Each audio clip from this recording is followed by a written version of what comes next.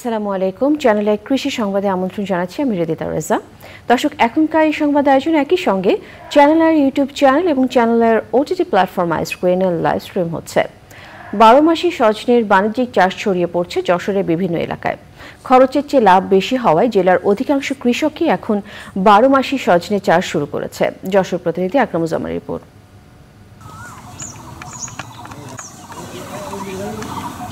ভারতীয় জাতের এই 12 মাসি সজনে গাছ বছরে উচ্চতা বৃদ্ধি পায় 8 থেকে 10 ফুট। রোপণের পর মাত্র 6 মাসের ব্যবধানেই গাছে ফল আসে। প্রতি সজনের আকৃতি 2 থেকে 2.5 ফুট লম্বা হওয়ার পাশাপাশি ওজন 70 থেকে 80 গ্রাম হয়। প্রতিটি গাছই রোপণের পর থেকে 10-15 বছর বেঁচে থাকে। সাধারণত এই সজনে চাষে খরচ তেমন না হয় জেলার অধিকাংশ এলাকাতেই এখন উন্নত জাতের এই 12 মাসি সজনে চাষ করছেন চাষিরা। এটা আসলে ভালো তরকারি, খাতেও সুস্বাদু, বুঝেছেন? আর ফলটাও দেখতে শুনতেও ভালো, বা 12 মাস হয়, এটা লাভবান অনেক। প্রাথমিকভাবে ইউটিউবে এই সজনে চাষ দেখে জেলার চৌগাছা এলাকার কিছু তরুণ কৃষি উদ্যোক্তা এর চারার সন্ধান করতে থাকে। এরপর যশোর হর্টিকালচার সেন্টার থেকে তারা চারা সংগ্রহ করে জমিতে রোপণ করে প্রথম বছরেই সাড়া ফেলেন তারা। 9 মাস হয়েছে গাছের বয়স, আল্লাহ দিলে এই গাছে ভালোই ফল হয়েছে এবং আশা করি এখন আমি মেলা দিন ধরে বেচতে পারবো। আমি 80 টাকা দরে কেজি বিক্রি করছি। আশা করি এই বছর থেকে আমার 5 বিঘা জমি আছে, 5 বিঘাতে আমরা 4-5 লক্ষ টাকা বেচতে পারবো বলে আশাবাদী। উন্নত জাতের এই সজনে চাষে কৃষককে সহযোগিতায় এগিয়ে এসেছে জেলা হর্টিকালচার সেন্টার। ফলনটা ছিল 1 মাস, সর্বোচ্চ 1.5 মাস ছিল, কিন্তু এটা হলো একটা 12 মাসি জাত। এই জাতটা যদি সম্প্রসারণ হয়, চাষিরা ইতিমধ্যে ভালো আগ্রহ দেখিয়েছে। সম্প্রসারণ হলে আমাদের যে পুষ্টি চাহিদা আমরা অনেকাংশে পূরণ করতে পারবো। উন্নত জাতের 12 মাসি এই সজনের প্রতিটি গাছে এক মৌসুমে 300 থেকে 400 ফল ধরে এবং বছরে আনুমানিক প্রতি একর জমিতে 25 থেকে 30 টন সজনে উৎপাদন হয় বলে জানান সংশ্লিষ্টরা। যশোর থেকে আকরামুজ্জামান, চ্যানেল আই। শেরপুরে অভ্যন্তরীণ বোরো ধান চাল সংগ্রহ শুরু হয়েছে। শহরের এলএসডি গোডাউনের সংরক্ষণ কর্মকর্তার কার্যালয়ে সরকারিভাবে এই ধান চাল সংগ্রহ কর্মসূচির উদ্বোধন করেন সংসদ সদস্য মোহাম্মদ সানোয়ার হোসেন সানুম।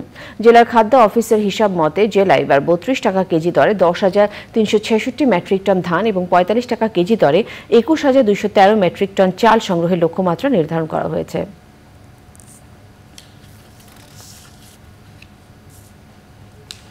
মেহেরপুর পুলিশ লাইন আঙিনায় পরিত্যক্ত জায়গায় চাষ করা হয়েছে বিষমুক্ত প্রায় 20 রকমের শাকসবজি।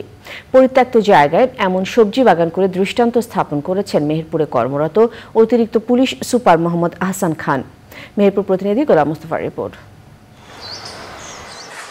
চ্যানেল আইয়ের প্রধানমন্ত্রী শেখ হাসিনার আঙ্গিনা কৃষির প্রতিবেদন দেখে উদ্বুদ্ধ হয়ে পুলিশ লাইনের প্রায় 3 বিঘা পরিত্যক্ত জায়গা পরিষ্কার করে প্রায় 20 রকমের সবজির ক্ষেত তৈরি করেছেন অতিরিক্ত পুলিশ সুপার মোহাম্মদ আহসান খান।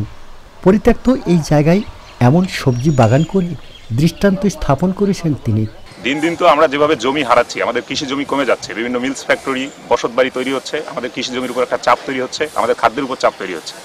সেখান থেকে আমি চিন্তা করলাম যে যদি আমরা এই সরকারি অফিসগুলোতে পতিত জমিগুলোকে আমরা কৃষি জমিতে রূপান্তর করতে পারি, তাহলে আমরা একটা কৃষি অর্থনীতিতে, সামগ্রিক অর্থনীতিতে আমরা একটা বড় অবদান রাখতে পারবো। তো মূলত সেখান থেকেই করা, এবং আমি আমার সহকর্মীদের সাথে এ ব্যাপারে পরামর্শ করলে তারা সবাই এগিয়ে আসে এবং এখন আমরা বেশ ভালো আমাদের মেসের আমরা নিজেদের সবজিতে আমরা নিজেরাই সবজি উৎপাদন করে আমাদের যে চাহিদা সবজির এবং ফলমূলের সেটা আমরা অনেকাংশে পূরণ করতে পারছি। সার, বীজ সহ বিভিন্ন সহায়তা দিচ্ছে কৃষি বিভাগ। প্রত্যেকটা অফিস এই ধরনের পতিত যে জমিগুলো আছে সেই জমিগুলোতে যেন এইভাবে বাগান করতে হয়। শুধু অফিসগুলো না, আমরা বসতবাড়ির আঙিনাতেও যে কৃষি বিভাগ থেকে যে বীজ এবং সার দিয়ে থাকে সেগুলো যদি বাস্তবায়ন করা হয় তাহলে আমাদের মনে হয় একটা পরিবার এবং একটা অফিসের লোকজনের পুষ্টির চাহিদা মেটাবে এবং অনেকগুলো সবজি পাবে, তা আর্থিকভাবে লাভবান হবে।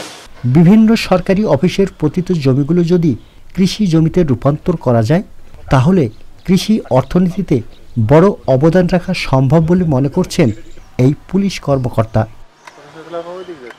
মেহেরপুর থেকে Golam Mostafa, Channel i. Channel i কৃষি সংবাদের আজকের আয়োজনে পর্যন্তই। ধন্যবাদ।